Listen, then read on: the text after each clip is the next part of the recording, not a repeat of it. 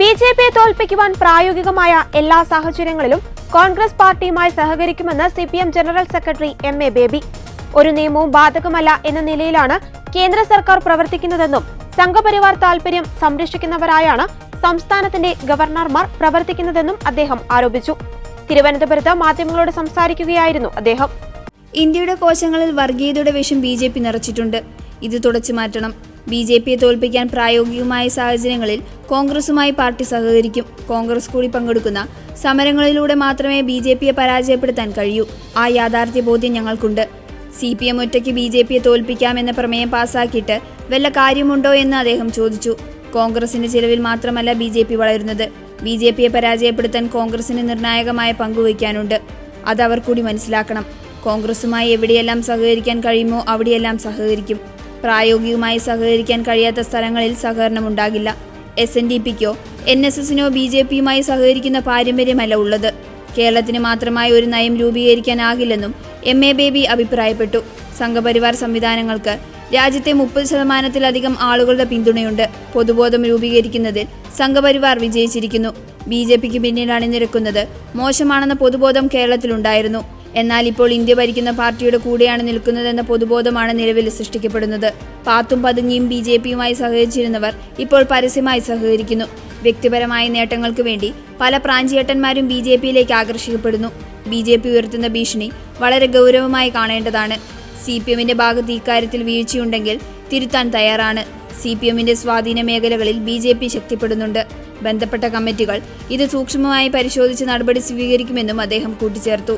ഒരു നിയമവും ബാധകമല്ല എന്ന നിലയിലാണ് കേന്ദ്ര സർക്കാർ പ്രവർത്തിക്കുന്നത്. സംഘപരിവാർ താൽപര്യം സംരക്ഷിക്കുന്നവരായാണ് സംസ്ഥാനത്തിന്റെ ഗവർണർമാർ പ്രവർത്തിക്കുന്നത്. സംസ്ഥാന സർക്കാരിനെതിരെ നിൽക്കുന്നതിൽ കേരളത്തിലെ മുൻ ഗവർണർ തമിഴ്നാട് ഗവർണറോട് മത്സരിക്കുകയായിരുന്നു. ഇക്കഴിഞ്ഞ കാലയളവിൽ പിണറായിക്കെതിരെ പല വിമർശനങ്ങളും ഉയർന്നു വന്നിട്ടുണ്ട്. കോവിഡ് പ്രളയകാലം കഴിഞ്ഞപ്പോൾ കേരളത്തിന്റെ കാരണവരായി പിണറായി മാറി. ആരും ആരുടെയും മുകളിലുള്ള നേതാവല്ല. പ്രവർത്തനത്തിലൂടെ ആളുകൾ ജനഹൃദയത്തിൽ ഇടം നേടും. അത് പാർട്ടിയിലെ സ്ഥാനം നോക്കിയല്ലെന്നും എം.എ. ബേബി പറഞ്ഞു. അത്തരമൊരു സന്ദർഭത്തിൽ പാർട്ടിയുടെ 24-ാം കോൺഗ്രസ് മധുരയിൽ ചേർന്ന് തീരുമാനിച്ചിട്ടുള്ളത് ഈ നവഫാസിസ്റ്റ് പ്രവണതകൾ ഇന്ത്യൻ സമൂഹത്തെ, ഇന്ത്യൻ ഭരണഘടനാ മൂല്യങ്ങളെ ഒക്കെ തകർക്കുന്ന വിധത്തിൽ പ്രവർത്തിച്ചുകൊണ്ടിരിക്കുമ്പോൾ അതിനെതിരായിട്ടുള്ള അതിവിശാലമായ ജനകീയ സമരമുന്നണി വികസിപ്പിച്ചെടുക്കുക എന്നതാണ് ഇന്ത്യൻ ജനങ്ങളുടെ ഒന്നാമത്തെ കടമ. അതിൽ സംഭാവന ചെയ്യാനാണ് CPIM അതിൻ്റെ കഴിവ് ഒന്നാമതായി വിനിയോഗിക്കുക. അത്തരമൊരു സമരത്തിൽ CPIMന് അതിൻ്റെ കഴിവുകൾ ഇന്നത്തെ നിലയിൽ വിനിയോഗിക്കാൻ കഴിയും, വിനിയോഗിച്ചുകൊണ്ടിരിക്കുകയാണ്. പക്ഷെ CPIMന്റെ സ്വാധീനം 10 മടങ്ങ് വർദ്ധിപ്പിച്ചാൽ മാത്രമേ ഇതുപോലുള്ള ഒരു സമരത്തെ ശക്തമായി കൃത്യമായ ലക്ഷ്യബോധത്തോടു കൂടി മുന്നോട്ട് കൊണ്ടുപോകാൻ കഴിയുള്ളൂ. ദേശീയമായ രാഷ്ട്രീയ ഇടപെടലിലും പോരാട്ടത്തിലും CPIMന് ഫലപ്രദമായി ഇടപെടാൻ കഴിയണമെങ്കിൽ ഇന്നത്തേതിനെ അപേക്ഷിച്ച് CPIMന്റെ സ്വാധീനവും മറ്റിടതുപക്ഷ പാർട്ടികളുടെ സ്വാധീനവും, ഇടതുപക്ഷ ജനാധിപത്യ മതേതര ശക്തികളുടെ സ്വാധീനവും പല മടങ്ങ് വർദ്ധിപ്പിക്കണം. അതിന് ആവശ്യമായ പ്രവർത്തനങ്ങൾ. ആദ്യത്തെ ചോദ്യം തന്നെ വല്ലാത്ത കുഴക്കുന്നൊരു ചോദ്യമാണ്.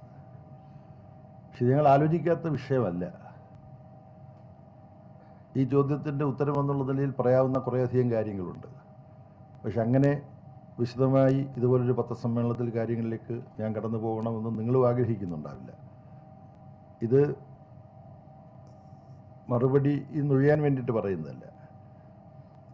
എനിക്കതിന് തോന്നുന്ന ഒരു മറുപടി, CPIM യഥാർത്ഥത്തിൽ ആരുടെയെല്ലാം താല്പര്യങ്ങൾ സംരക്ഷിക്കാൻ വേണ്ടിയാണ് വിട്ടുവീഴ്ചയില്ലാതെ ജീവിക്കുകയും പ്രവർത്തിക്കുകയും ചെയ്യുന്നത് എന്ന വസ്തുത അത്തരം വിഭാഗത്തിൽപ്പെട്ട ജനങ്ങൾക്ക് ശരിക്കും മനസ്സിലാകുന്ന വിധത്തിൽ അവരോട് വിശദീകരിച്ചു കൊടുക്കാൻ ഞാൻ പരാജയപ്പെടുന്നതുകൊണ്ടാണ് എന്നേ പറയുന്നത്.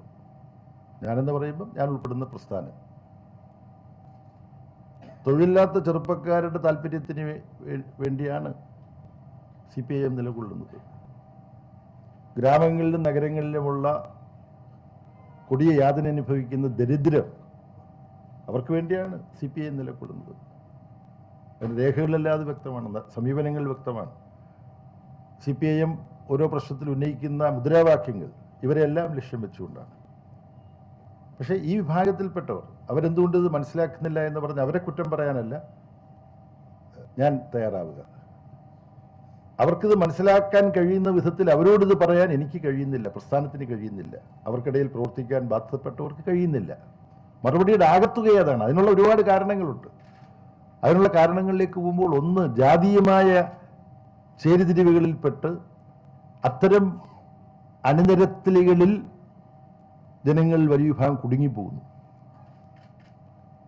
വർഗീയതയുടെ അണിനിരത്തലുകൾ